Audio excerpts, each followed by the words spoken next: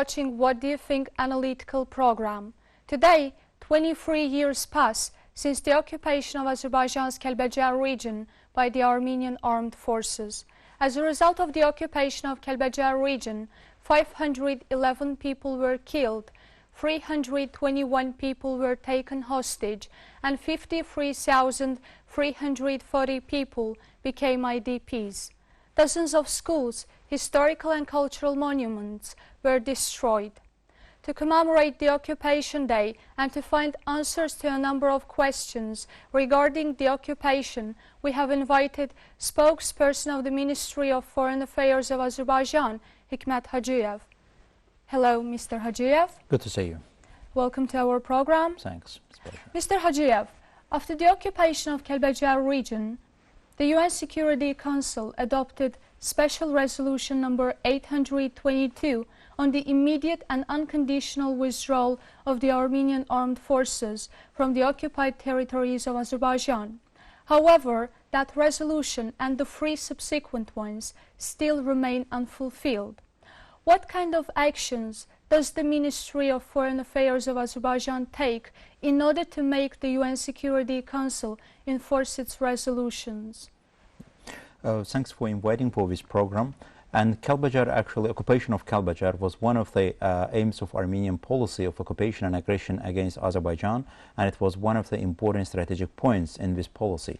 And before Kalbajar, Armenia always denied its direct responsibility in occupying the territories of Azerbaijan. But with the Kalbajar, once again, the fact was proved that Armenia is behind of its occupation because the military operation conducted from the territory of Armenia against the Kalbajar, and Kalbajar was occupied. As a result of which, UN Security Council adopted with a resolution, as you already mentioned, 822, and this resolution reconfirmed territorial integrity, sovereignty, and inviolability of internationally recognized borders of Azerbaijan, and demanded full, unconditional, and immediate withdrawal of Armenian armed forces from all occupied territories of Azerbaijan. And also after Kalbajar, we have seen some other reactions from many other members of the international community, and because of the Kalbajar, occupation of Kalbajar, where military operation conducted from the soil of Armenia, Turkey also closed its borders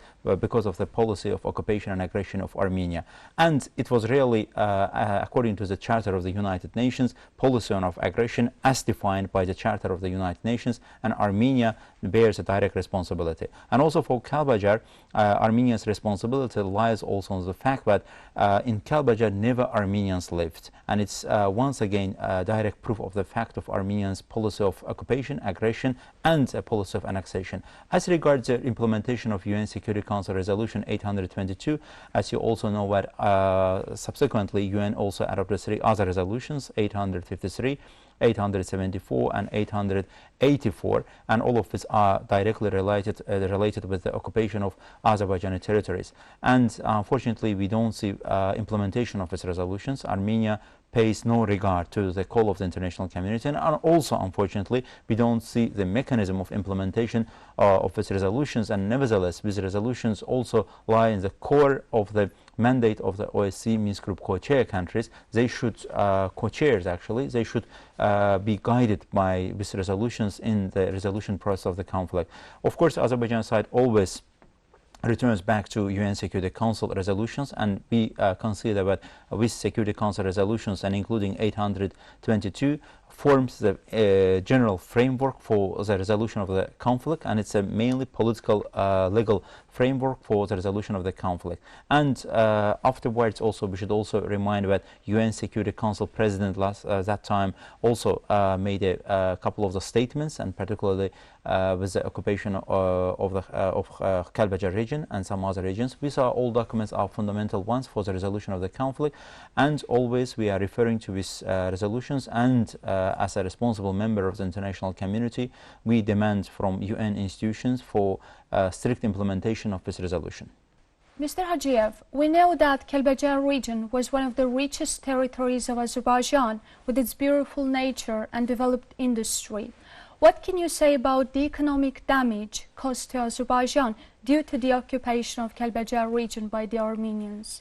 Yeah, as a result of Armenian policy of occupation and aggression against Azerbaijan, huge economic, environmental, and other sorts of damages inflicted upon Azerbaijan. And we should also particularly highlight Kalbajar region. First of all, due to its geographic position, Kalbajar was a strategic target for Armenian policy of military occupation of Azerbaijani territories, and secondly, Kalbajar plays an important role in terms of water resources for entire Karabakh Valley and including for the territory of entire Armenia. And secondly, Kalbajar is also full of natural resources, and that time when before the occupation, Kalbajar was famous for its mine industry and touristic capacities and some other economic activities. And currently, as a result of this policy of occupation, Kalbajar's natural resources are exploited in an aggressive manner and also without any heed to environmental rules. And in general, as a policy of Armenia's occupation against Azerbaijan, huge economic damage inflicted to Azerbaijan, and Kalbajar is among the regions that have been occupied. Mr. Hajiyev, recently during the UN Human Rights Council meeting, Armenian Foreign Minister Eduard Nalbandian presented occupation, aggression, terror, and bloody ethnic cleansing against other states as self-determination and talked about higher values. What do you think? Does Armenia have the moral right to talk about such values? And actually exploiting such international forums like UN Human Rights Council and some other international tribunes for such kind of policy and blackmailing and also for speculation, it's simply ridiculous. The Armenian side, it's in a policy of self-deception, first of all, and decepting Armenian people, and secondly, it's in a deception and disrespect to the international community.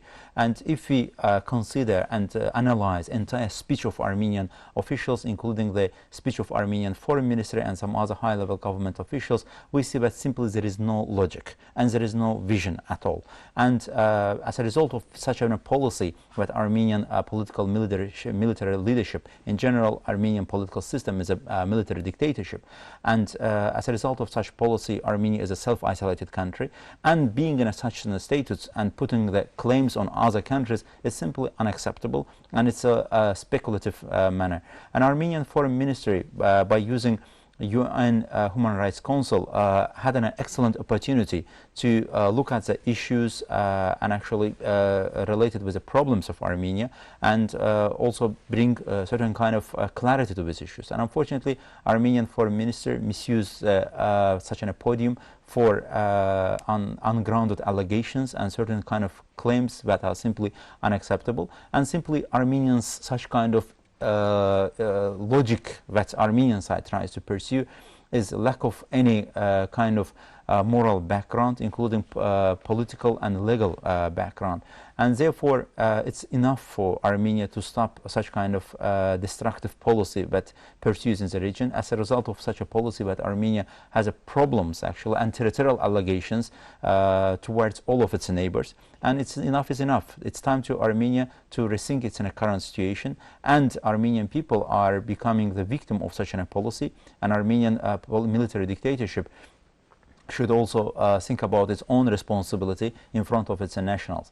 And UN Human Rights Council was yet another opportunity that Armenian Foreign Ministry would actually bring the clarity to the issue that in 2008, nevertheless, this issue is still pending in the UN Human Rights Council and some other institutions, that Armenian military leadership used the force against the innocent civilians in Armenia back 2008. And it was also in the anniversary of Khojalı genocide. It was an excellent opportunity for Armenian Foreign Minister to admit political legal responsibility of Armenia for such actions, and also to express its apology to Azerbaijani people, and to actually send a message that Armenia can build a constructive policy and can build a good neighborly relations with its neighbors, and without the policy of aggression and occupation. And unfortunately, we didn't see all of these positive elements once again, and having without, as you already mentioned, having any moral actual framework of making such a speech, Armenian Foreign Minister again used the policy of claims, allegations, and of course ungrounded, unjustified allegations against neighboring countries and including Azerbaijan. It's clear. Mr. Hajiyev, recently the Azerbaijani Ministry of Foreign Affairs has released a report on the illegal economic and other activities in the occupied territories of Azerbaijan. What kind of issues does this report cover? Azerbaijan always raised the issue that Armenia, on a deliberate manner, pursues a policy of illegal economic activities and other sort of activities in the occupied territories of Azerbaijan. And it once again proves the fact that Armenia's real policy is a policy of annexation, and to guarantee annexation of occupied territories of Azerbaijan. Under such circumstances, in general, we can talk about sincerity of Armenia in the negotiation process. If from one side Armenia conducted such kind of annexionist policy, what's the logic of Armenia's participation in the negotiation process? Simply, Armenia's policy here, and this report once again proves this fact, that Armenia's policy here to prolong as much as possible negotiation process under the different pretexts. Therefore, Minsk Group format exactly fits into the interests of Armenia.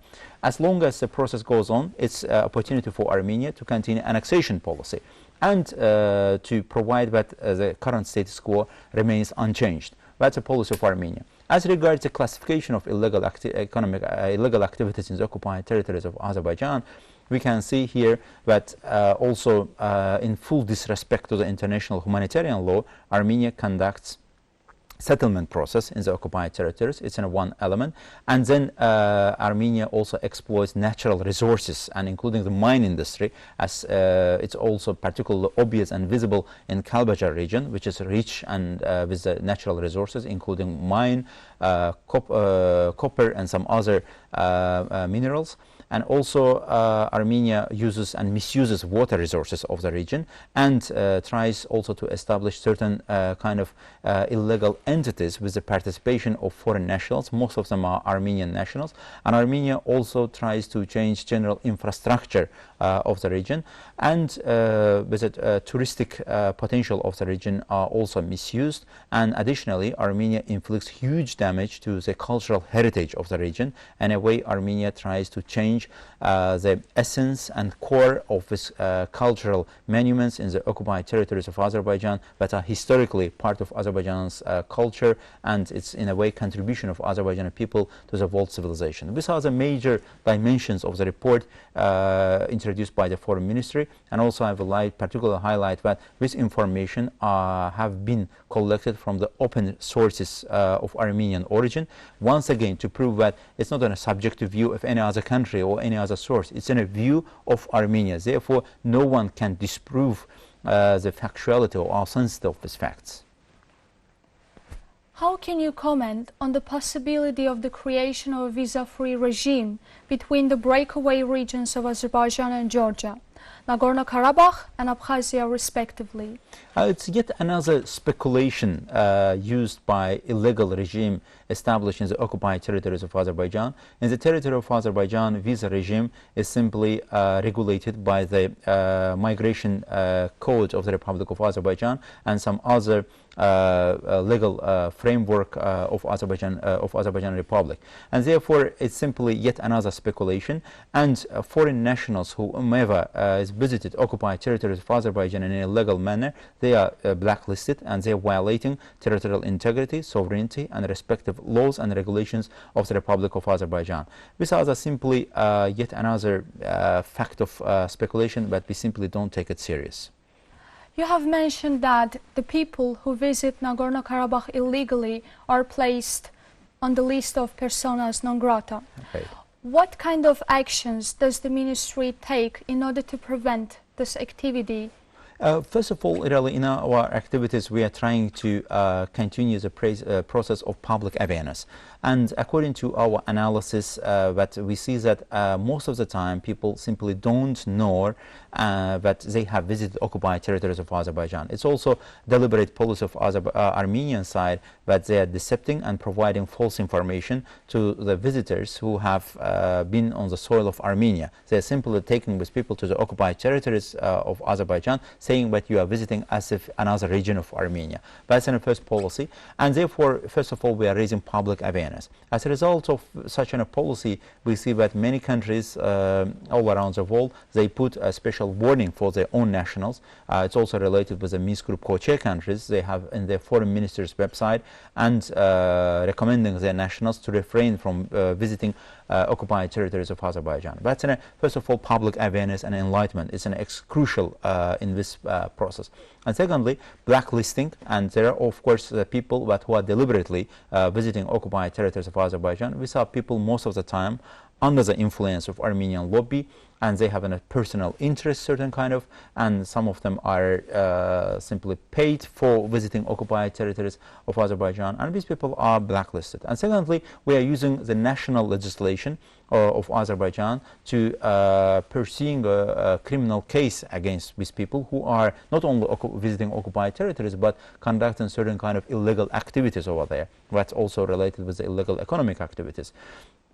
And also in the future, we are looking forward into the process of using the legal mechanism of the countries whose nationals, and this could be also the natural and legal persons of the country, of that countries who are visiting occupied territories, to launch criminal cases against these people, so that to prevent further illegal visits to the occupied territories of Azerbaijan. But this process is free in a way that there could be certain kind of journalists, international journalists, NGO representatives or researchers. They could be potentially interested to research the conflict and to see the conflicting area as an occupied territory of Azerbaijan.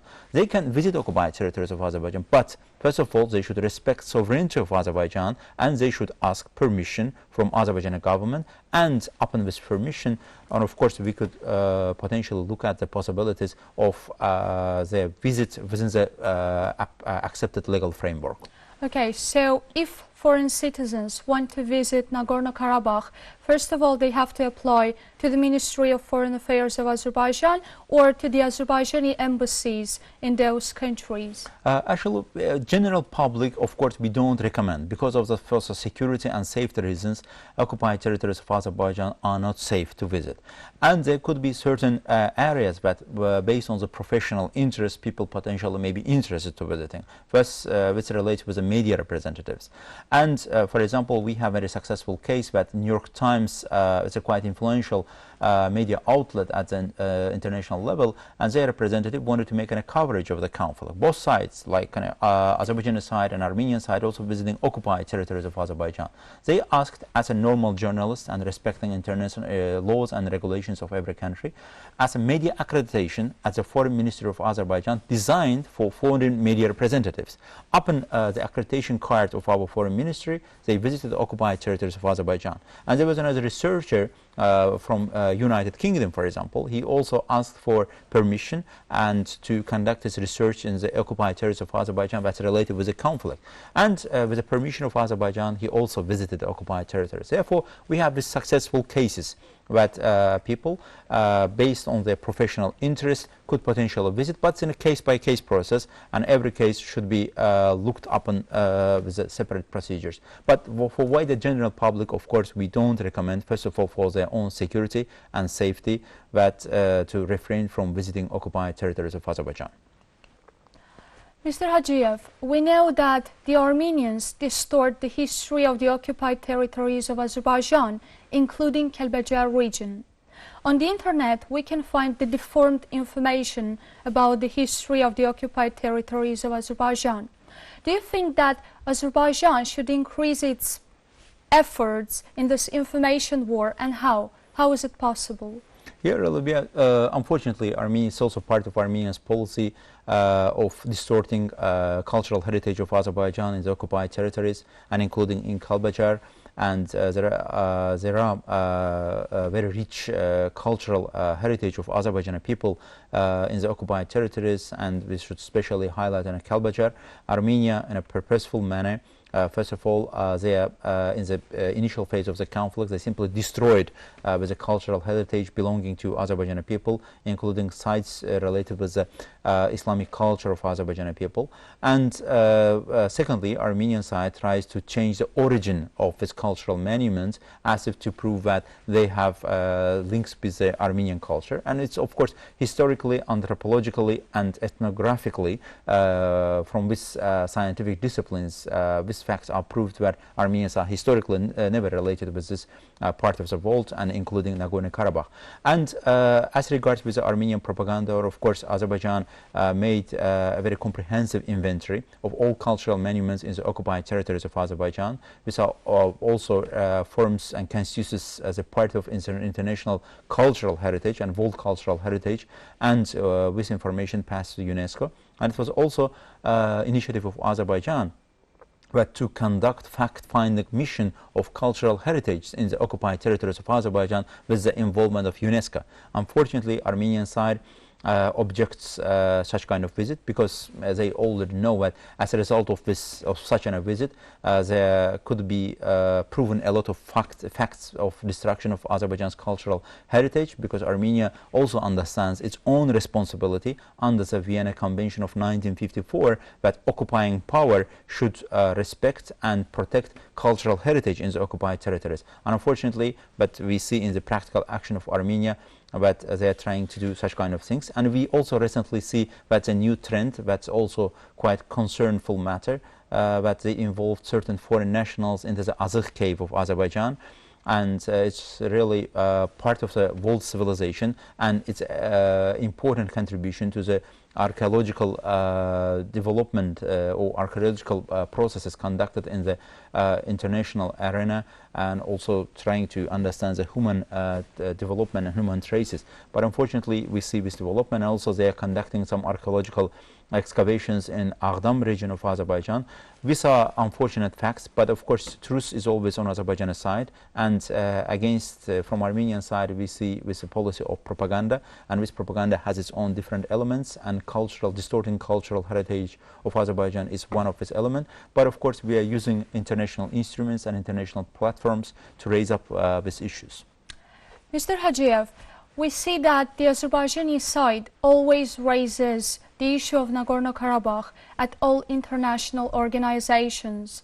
But international organizations, including the UN, the United Nations, turn a blind eye to the occupation of Azerbaijani territories by the Armenians. How can you comment on this tendency? Unfortunately, really, we see the inefficiency or lack of political will from international organizations to pursue their own resolutions or own documents related with the conflicts, and particularly here we are talking about the Armenian-Azerbaijan conflict.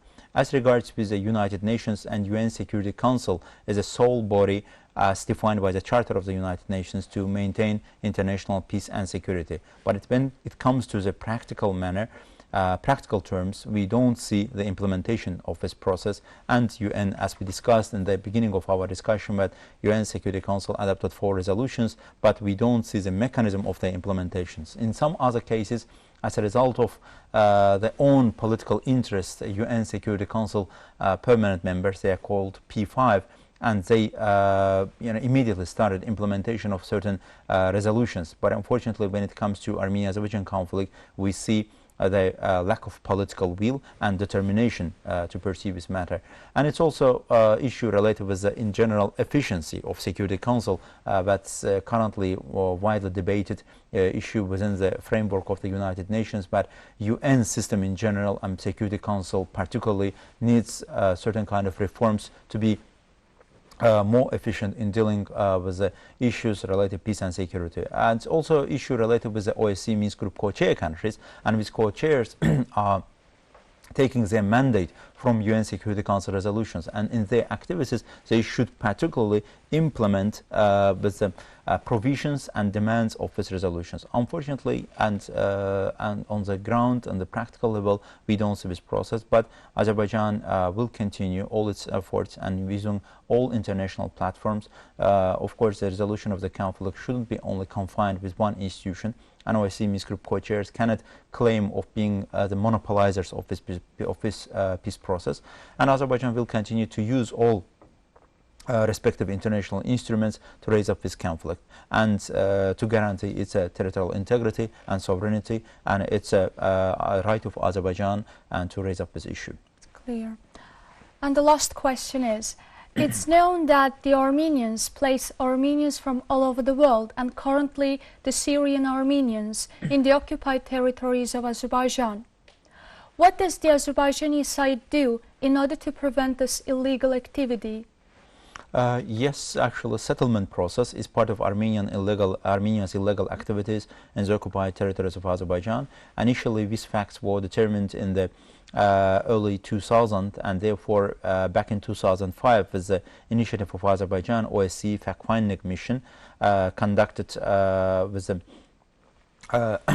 fact-finding mission in the occupied territories of Azerbaijan, and they also proved the facts provided by Azerbaijan side, but Armenia, it's part of Armenia's deliberate policy to conduct settlement in the occupied territory of Azerbaijan. And then we have had with a continuation of this process back 2012 with the OSCE Minsk Group co-chairs also visited occupied territories, and they have also seen on the ground the facts provided by Azerbaijan. When in their own resolutions also they have reconfirmed the fact that such kind of illegal activities negatively affect the peaceful process of the conflict, and they are creating certain kind of facts on the ground.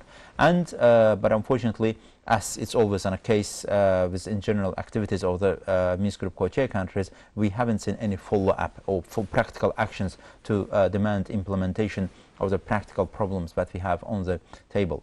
And with the Syrian crisis, Armenia unfortunately also manipulates and speculates on the humanitarian tragedy of the Syrian people.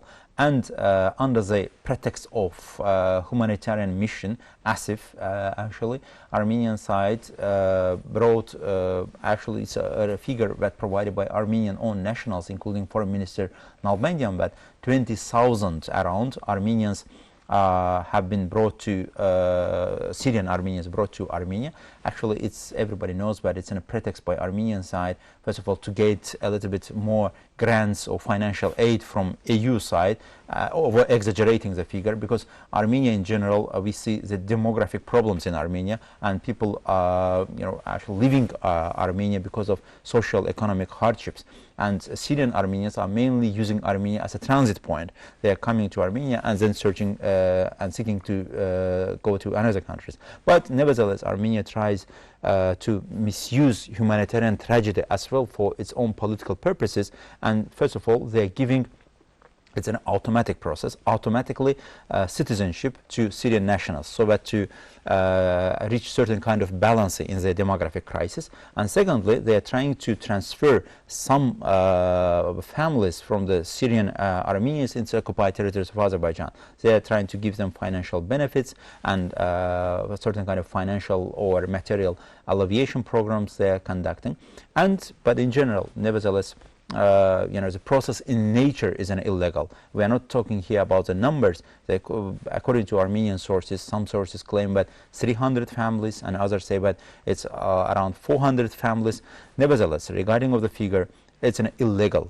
According to the Geneva Conventions and in general the philosophy of the international humanitarian law, it's doesn't give any permission to the occupying power to conduct the policy of settlement in the occupied territories of Azerbaijan. And Azerbaijan raised up this issue with the Minsk Group co-chair countries. It's a demand of Azerbaijan from co-chair countries, but this is a policy of annexation of Armenia of the occupied territories of Azerbaijan. The settlement is a direct proof of this fact. And then this issue was raised up with the UNHCR, United Nations High Commissioner for Refugees, and will continue to raise up with all international institutions that Armenia, first of all, conducting the policy of settlement in the occupied territories of Azerbaijan, bluntly violates its own obligations under humanitarian law and including Geneva Conventions. And secondly, with such a policy, Armenia once again proves that it's not sincere, it's not the actual interest of Armenia to guarantee peaceful resolution of the conflict and to keep the status quo unchanged, but based on occupation and aggression. Mr. Hajiyev, thank you for coming to our program. Thank you. You were watching What Do You Think Analytical program. Our guest was spokesperson of the Ministry of Foreign Affairs of Azerbaijan, Hikmat Hajiyev. We have commemorated the anniversary of the occupation of Azerbaijan's Kalbajar region by the Armenians. Thank you for watching and see you next time.